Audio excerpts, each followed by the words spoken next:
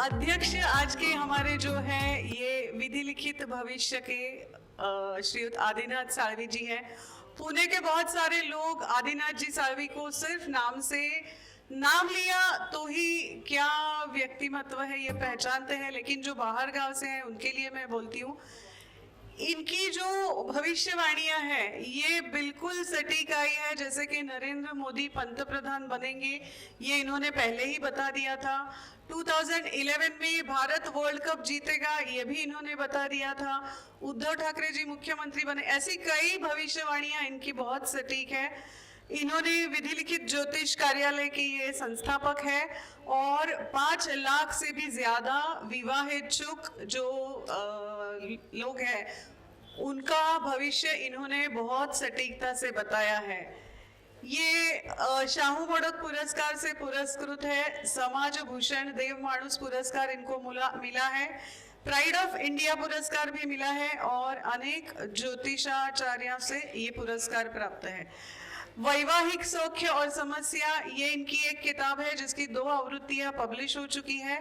गम्मत ग्रहांशी करके एक काव्य संग्रह है और विधि लिखित सहस्त्रावली, ये 3 पुस्तकें इनकी प्रकाशित हो चुकी है। आज तक इन्होंने खुद के दम पर 3 अखिल भारतीय ज्योतिष सम्मेलनों का आयोजन भी किया है जो बहुत सक्सेसफुल हुई थी। ऐसे हमारे आज के अध्यक्ष श्रीयुत आदिनाथ साळवी जी को मैं बुलाना चाहती हूँ। हरम हरिम हरिश्चंद्रम हनुमंतम हलायुधन पंचकम वै स्मरे नित्यम घोर संकटनाशनम। ओम नमो भगवते हनुमते भयभंजनाय सर्व सुखम कुरु कुरु पट स्वाहा। विश्व महानायक छत्रपति शिवाजी महाराज जी की पवित्र चरणों से पावन हुआ यह महाराष्ट्र। इस महाराष्ट्र की सांस्कृतिक राजधानी, विद्या जननी स्थल तथा ज्योतिष विश्व की पंढरी पुणे शहर, जिस शहर की यह खासियत है कि हम पुना वालों ने एक बार किसी को सर पे उठा लिया तो पूरी दुनिया उसे सर पर उठा लेती है। ऐसे इस पवित्र भूमि में आज अमावस्या पूर्व शनिचर और इतवार के शुभ अवसर पर संपन्न होने वाला ये 40वां अखिल भारतीय ज्योतिष अधिवेशन, इस अधिवेशन में संपन्न होने वाले ज्ञान यज्ञ में उपस्थित सभी प्रातः स्मरणीय पूजनीय ज्योतिष महोदय, इस अधिवेशन के उद्घाटन समारोह पर विराजमान, जिनका आप संभाषण आपने सुना है, वो अप्पा साहब जी नवले, जिनके हाथों से ये उद्घाटन विमोचित हुआ है। पूजनीय ज्योतिष महोदय इस अधिवेशन के उद्घाटन हुआ तथा स्वागताध्यक्ष के रूप में जो प्रसाद जोशी जी थे, विशेष अतिथि चंडीगढ़ के प्रज्ञावान ज्योतिष पंडित राजेश वशिष्ठ जी, हमारे पुणे के जिंदा दिल उद्योजक ज्योतिषाचार्य श्री कैलाश केंजळे जी, उद्योजक राजकुमार जी राठौड़, इस अधिवेशन के आयोजक प्रातः स्मरणीय पूजनीय प्राध्यापक रमनलाल जी शाह तथा भालचंद्र ज्योतिर्विद्यालय के अध्यक्ष वास्तु बादशाह नवीन कुमार जी शाह, इस मंच पर विराजमान हमारे पुणे के सभी ज्ञानी प्रातः स्मरणीय पूजनीय महनीय व्यक्तियों को, पंडित जकादार जी है, पंडित जी है, मधुसूदन घानेकर जी है, सभी महामानवों को, महनीय व्यक्ति सविता महाडिक जी को, सभी को मैं वंदन करता हूं। एक प्रसिद्ध संस्कृत सुभाषित में लिखा है, चंदनम शीतलम लोके चंदनादपि चंद्रमा चंद्र चंदनरयो मध्य शीतलाम साधु संगति, यानी चंदन को संसार में सबसे शीतल लेप माना गया है, लेकिन कहते हैं कि चंद्रमा चंदन से भी अधिक शीतल होता है। आज इस अधिवेशन में उपस्थित होकर आप सभी साधु संतों के बीच की शीतलता मैंने महसूस कर ली है। आज इस समारोह पर उपस्थित होकर मैंने आप सभी साधु संतों का आशीर्वाद दुआ ली है। 2 दिन तक चलने वाले इस अधिवेशन में आज बहुत से ज्ञानी प्रतिभाशाली हिंदी भाषिक मान्यवर ज्योतिर्विद अपने ज्ञान से हमें तृप्त करेंगे। ये सभी मान्यवर ज्योतिर्विद अपने विषय पर ज्ञान दान करेंगे। कल होने वाले मराठी भाषा सत्र में भी सभी ज्ञानी ज्योतिर्विद इस ज्ञान यज्ञ में ज्ञानाहुति देंगे। तुम इसी समय हमारे प्यारे चंद्रकांत दादा शेवाले जी के 71वें जन्मदिन के शुभ अवसर पर सभी मान्यवर उपस्थित ज्योतिषगण उन्हें जन्मदिन की बधाई देंगे। मैं आज ही उन्हें मेरी तरफ से और मेरे परिवार की तरफ से जन्मदिन की ढेर सारी शुभकामनाएं देता हूं। तुम जियो हजारों साल, साल के दिन हो 50,000। कल होने वाले समारोह में औरंगाबाद की ज्ञान तपस्वी ज्योतिर्विद डॉक्टर चंद्रकला जोशी जी को इस साल का ग्रांकित जीवन गौरव पुरस्कार से सम्मानित किया जाएगा। उन्हें भी मेरी तरफ से और मेरी परिवार की तरफ से हार्दिक बधाई देता हूं। ज्योतिष शास्त्र के प्रसार प्रचार में हमारे महाराष्ट्र के सम्माननीय ज्योतिर्विद द्वारकानाथ नारायण राजे जी, ज्योतिर्विद नवाथे जी, ज्योतिर्विद काटवे जी, ज्योतिर्विद वी.के. फड़के जी, ज्योतिष भीष्माचार्य आदरणीय मदा भट्ट जी तथा वदा भट्ट जी, ज्योतिर्विद श्री के केळकर जी, ज्योतिर्विद काका अवसर जी, ज्योतिर्विद श्री कृष्ण अनंत जकातदार जी, ज्योतिर्विद कृष्णराव वायकर जी, ज्योतिर्विद श्री श्री भट्ट जी, एम कटक्कर जी, सिने कलाकार तथा महान ज्योतिर्विद जिनके नाम से 25 साल तक हर साल शाहू मोडक पुरस्कार दिया जाता था, ऐसे सिने अभिनेते तथा ज्योतिर्विद शाहू मोडक जी, यशवंत प्रधान जी, ज्योतिर्विद चिटनीस जी, सातारा कराड़ के ज्ञान तपस्वी ज्योतिर्विद जयसिंहराव चौहान जी, सुरेश शाहसने जी, ज्योतिंद्र हसबे जी, प्रसू अंबेकर जी जैसे महान ज्योतिर्विदों ने बहुत ही संशोधन पर कार्य किया है। अभी के समय में आदरणीय रमल महर्षि लाल किताब के पुरस्कर्ता ग्रहांकितकार चंद्रकांत दादा शेवाले जी, कांतिलाल मनोज जी, विजय हजारे जी, डॉक्टर दत्त प्रसाद चौहान जी, पंडित विजय जकातदार जी, प्रदीप पंडित जी, मधुसूदन घानेकर जी, जयश्री बेलसरे जी, गौरी केंद्रे जी, एडवोकेट वैशाली आत्रे जी, पुष्पलता देवी शेवाले जी जैसे सभी महान ज्योतिर्विद इस शास्त्र की गरिमा बढ़ाने की कोशिश कर रहे हैं। इन सभी को मैं दिल से वंदन करता हूं।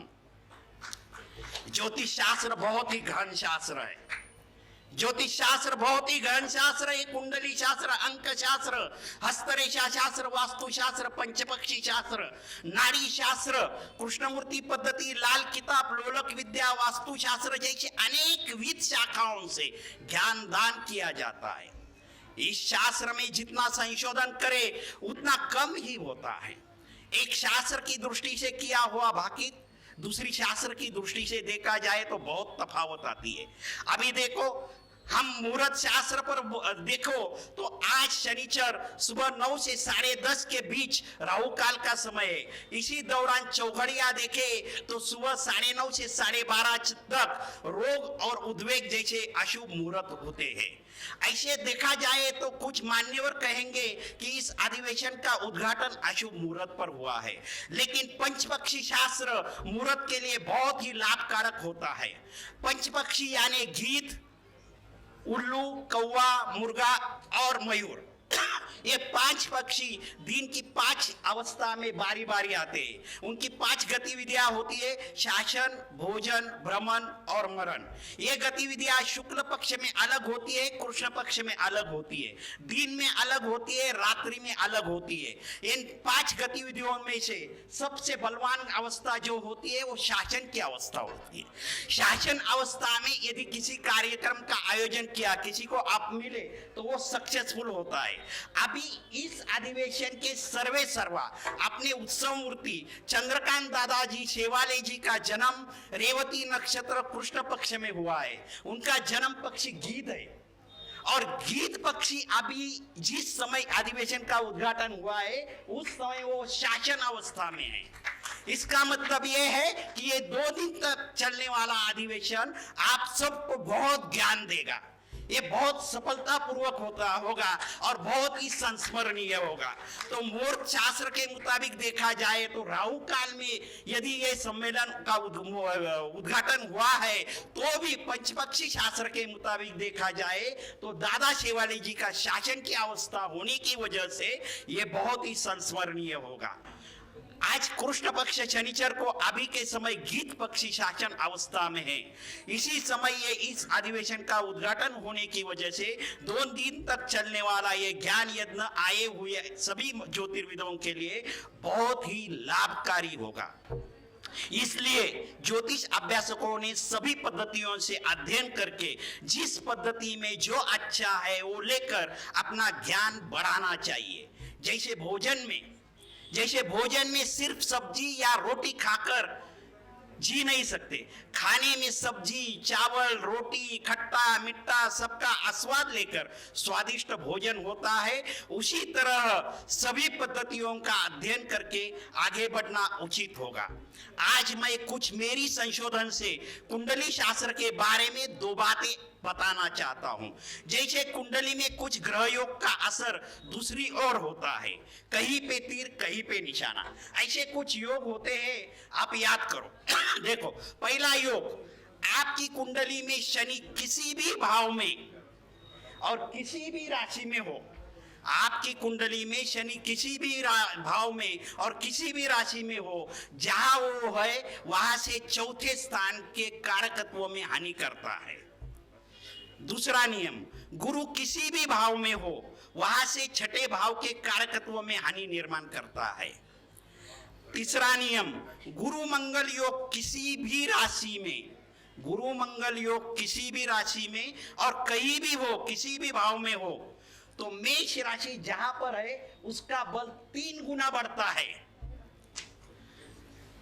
गुरु शनि योग कुंडली में किसी भी भाव में हो, किसी भी राशि में हो, तो मेष राशि जहां पर है उसका बल 3 गुना घटता है। गुरु शनि एक साथ हो तो मेष राशि का बल 3 गुना घटता है। गुरु मंगल योग हो तो मेष राशि का बल 3 गुना बढ़ता है। चंद्र के घर में मंगल और मंगल के घर में चंद्र नीच का होता है। देखो, चंद्र के घर में मंगल, कर्क का मंगल, और मंगल के घर में चंद्र, वृश्चिक का चंद्र नीच का होता है, लेकिन दोनों एक साथ हो तो लक्ष्मीवान योग होता है। सप्तम भाव में शनि होकर दशम भाव में केतु हो, सप्तम भाव में शनि होकर दशम भाव में केतु हो तो वह केतु 11 गुना अधिक शुभ फल देता है। एकादश लक्ष्मी की कृपा उसके ऊपर होती है। सप्तम भाव में शनि होकर दशम भाव में केतु हो तो अभी ये लोग जिस क्षेत्र में काम करते हैं उस क्षेत्र का सूक्ष्म ज्ञान उन्हें होता है। फ्रेंच सूक्ष्म जंतु शास्त्रज्ञ तथा रसायन शास्त्रज्ञ लुई पाश्चर जी, जिन्होंने 1885 में पागल कुत्ते पर दवाई ढूंढ निकाली, उनकी कुंडली में सप्तम भाव में मेष राशि का शनि और दशम भाव में कर्क राशि का केतु है। कुछ ऋषि मुनियों की दृष्टि से भी सप्तम भाव का शनि तुला का माना जाता है, वो भाव बली होता है, और दशम भाव का केतु किसी भी राशि में हो वो मकर राशि में है ऐसा माना जाता है। काल पुरुष कुंडली में वो दशम स्थान में आया तो वो मकर राशि में होता है। पद्म विभूषण स्वतंत्र संग्राम में भाग लिए हुए केंद्रीय कैबिनेट मंत्री वनराई ट्रस्ट के संस्थापक मोहन धारिया जी की जन्म कुंडली में सप्तम भाव में मेष राशि में चंद्र शनि और बुध शुक्र केतु दशम भाव में कर्क राशि में था, वो केंद्रीय कैबिनेट मंत्री रहे। भारत रत्न पंत प्रधान अटल बिहारी वाजपेयी जी के कुंडली में तुला राशि का शनि और मकर राशि का केतु काल पुरुष कुंडली में सप्तम दशम भाव में आता है। राजयोग में भी छाया ग्रह का महत्व बहुत है। पाराशरी का एक नियम है कि राहु केतु केंद्र स्थान में होकर त्रिकोणाधिपति से योग करता है या राहु केतु त्रिकोण स्थान में होकर केंद्राधिपति से योग करता है तो अन्य ग्रहों से भी ज्यादा अधिक श्रेष्ठ फलदायी होता है। जन्म कुंडली में राहु केतु ये ग्रह काल पुरुष कुंडली में, राशि कुंडली में, सुनो एक ही नियम के मैं कुछ एग्जांपल आपको देने जा रहा हूं। राहु केतु ये ग्रह आपकी जन्म कुंडली में, राशि कुंडली में या काल पुरुष कुंडली में, मकर राशि में या दशम स्थान में हो तो अति श्रेष्ठ भाग्यशाली लोक निर्माण होते हैं। क्या नियम बताया? राहु केतु काल पुरुष कुंडली, राशि कुंडली या लग्न कुंडली में, मकर राशि में या दशम स्थान में राहु केतु हो तो वो व्यक्ति जो है वो बहुत भाग्यशाली होते हैं। अभी मैं इसके कुछ 8-9 एग्जाम्पल आपको देता है, आप देख सुनो। अपने भारत के पहले और आखिरी गवर्नर श्री चक्रवर्ती राजगोपालाचारी, इनकी जन्म कुंडली में मकर राशि में गुरु राहु योग पराक्रम स्थान में है। आपके भारत के पहले राष्ट्रपति डॉक्टर राजेंद्र प्रसाद जी के जन्म कुंडली में दशम भाव में कन्या राशि में राहु अर्चल है। तीसरा एग्जाम्पल, अपने भारत के दूसरे राष्ट्रपति तत्वज्ञानी रशिया के राजदूत डॉक्टर सर्वपल्ली राधाकृष्णन जी के जन्म कुंडली में मकर राशि का केतु द्वितीय भाव में है।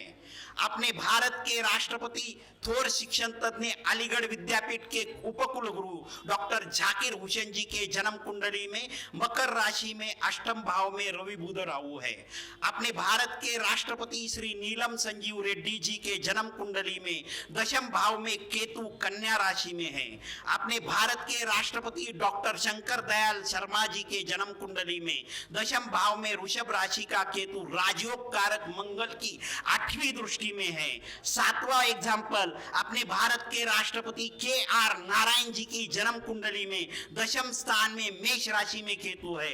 आठवां एग्जाम्पल, अपने भारत की प्रथम महिला राष्ट्रपति महाराष्ट्र की सुकन्या सौ प्रतिभा देवी पाटिल जी की जन्म कुंडली में मकर राशि का राहु द्वादश स्थान में है। नौवां एग्जाम्पल, अपने भारत के राष्ट्रपति माजी केंद्रीय मंत्री श्री प्रणब मुखर्जी के जन्म कुंडली में रवि राहु सप्तम भाव में मकर राशि में है। इसी तरह कृष्णमूर्ति पद्धति में भी राहु केतु को बहुत बलशाली माना गया है। Nodes are stronger than planets.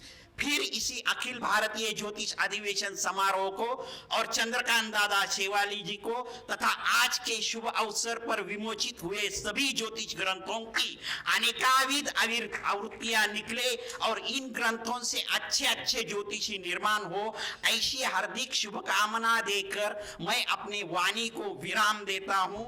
मंजिले मिले या ना मिले, मंजिले मिले या ना मिले ये तो मुकद्दर की बात है, हम कोशिश भी ना करें ये तो गलत बात है।